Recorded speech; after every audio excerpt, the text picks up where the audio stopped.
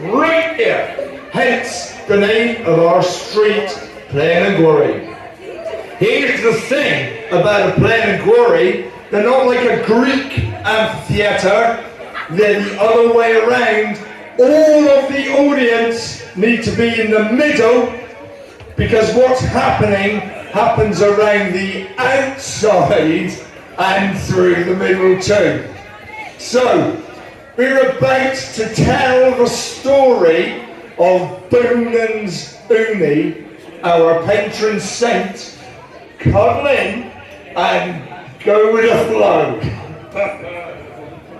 In Tormonus Pasius, in anterior woven pale of age, if there's a Dean Euny, Henwis Euny. Once upon a time, in the far-off land of Ireland, there was a lovely young man, a saint by the name of Euny.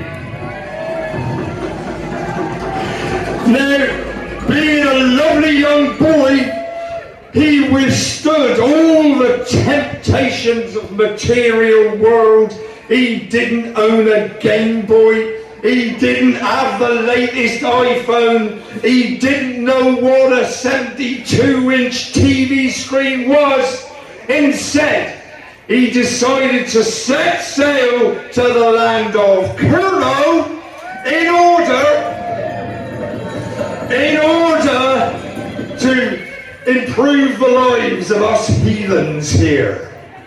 And with his noble leader, Saint Gwynedd, his brother, St. Earth, and his sister, Sanaya, they set out to cross the seas. Isn't that beautiful?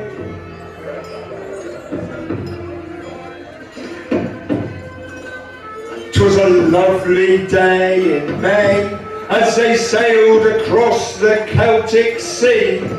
However, certain demonic forces thought they'd raise a little bit of weather. And weather began to get a little bit frisky. And before he knew, 'twas a raging storm. And all of the saints felt mighty seasick. Although, luckily, Saint Euny put his hands together in prayer, and the angels answered him with a calm and beautiful breeze. Whereupon they sailed to the land of Kernow, which looked quite a lot like the same place where they'd come from. And here's the beautiful angelic winds blowing you back to Kernow.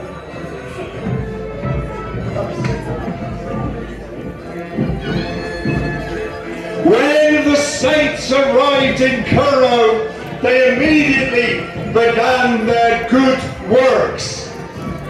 For instance, Gwynedd was struck down with a terrible toothache, and St. Euny instantly cured it. Think of another melody. I don't know yet. And the other saint had an ingrown toenail, and St. Euny instantly cured it. He made water come from the bare rock. He built a chapel on the side of Cambrai. He was altogether a lovely love. However, at that time in the land of Kernow, it was ruled by a tyrant called Melech. Now, there's one detail you probably ought to know about Melech. He had a most awful case of leprosy. And so he summoned his doctors to come up with some interesting and effective cures. For instance, what do you reckon, Dr. Giles? What should we do? Not yet, dude. come straight in with a punchline, why don't you? Try injecting bleach, work for Donald Trump.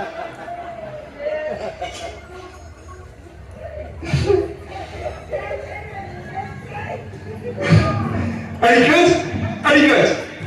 No. Okay. Feeding hedgehogs.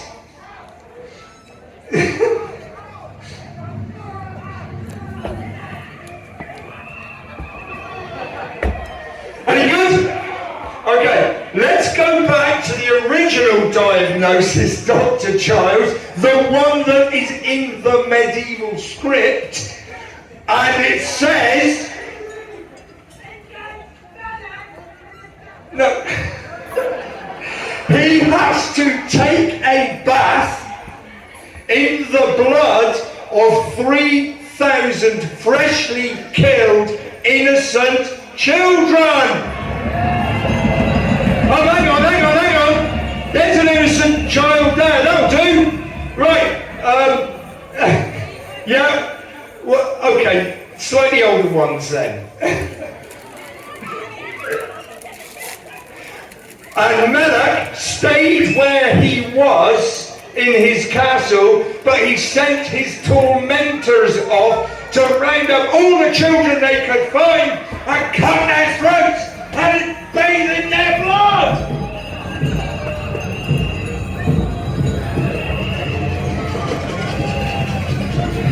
However, luckily the saints were on hand. They gathered the innocent children to them and instantly and magically turned everyone into trees. So the daft tormentors couldn't find the children, even if they were looking, which they don't really seem to be doing.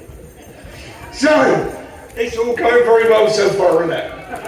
However, Melech, how do you feel about your scheme so far, your 3,000 children scheme? You know what you're going to have to do? You're going to have to summon the powers of darkness. And Melech invoked Tolfreak, Lord of the Demons. And Tolfreak raised a band of devils, including a fearsome, fiery angel, non-issuable dragon. And the dragon set forth, flaming out of every orifice, and breathed fire on the branches and leaves and turned it into an Australian forest fire scenario. And all the forest burned up with the flames from the dragon, and the children were exposed and ran around screaming. However, step forward, Saint Euny. Saint Euny? That's you! Yes! Saint Euny! Dragon, go and meet Saint Euny. Saint Euny demonstrates his pacification powers. And oh no, demons! Your dragon is becoming a little pussycat. The dragon's all tame and cute, and no longer is it breathing fire. Now, this made Melech so angry that he drew his sword, charged all the way to St. Euny's chapel.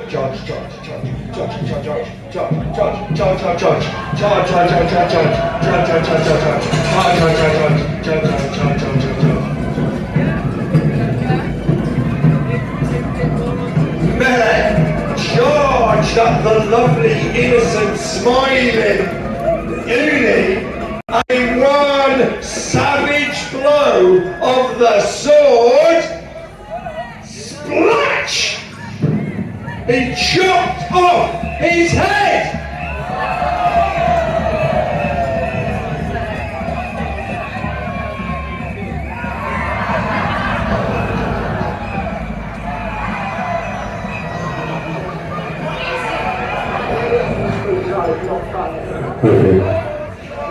Hang on. This is our patron saint you just beheaded.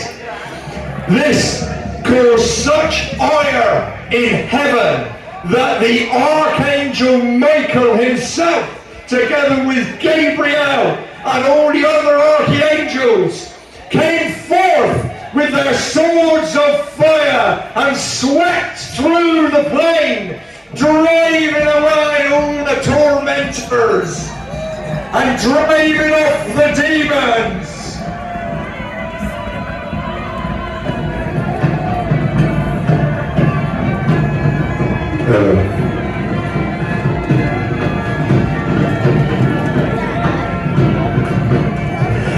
And before the relentless power of the angelic host, every single tormentor and every single demon was sucked through the mouth of hell. Go on, that's you, Richard. That's you, Mark Trevethan. Sucked through the mouth of hell. Tormentors, go and get sucked through the mouth of hell, Simon Harvey. Sucked through the mouth of hell, Lee.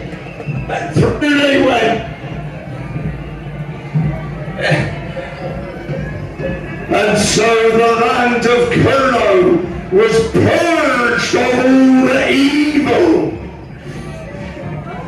leaving the place full of nothing but angels and saints.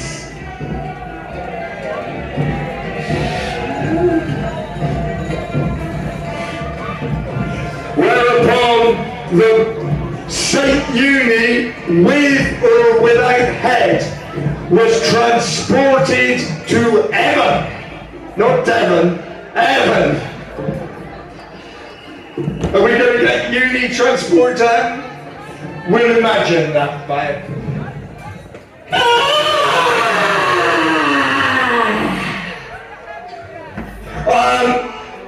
And just for that, Meg, Saint Euny, or Saint Guinea, come here.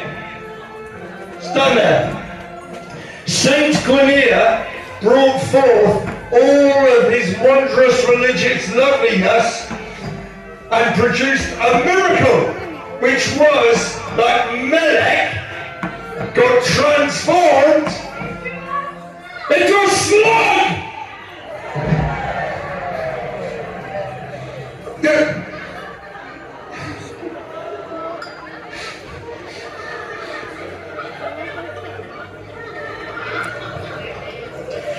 So whilst it is true that in Kernow we are all angels and saints, there's also one heck of a lot of slugs too. Ladies and gentlemen, that is the end of the story of Boonan's Euny. We have but one thing left to do, and that is to present the silver ball. Could I ask the tormentor players to take the stage here, please?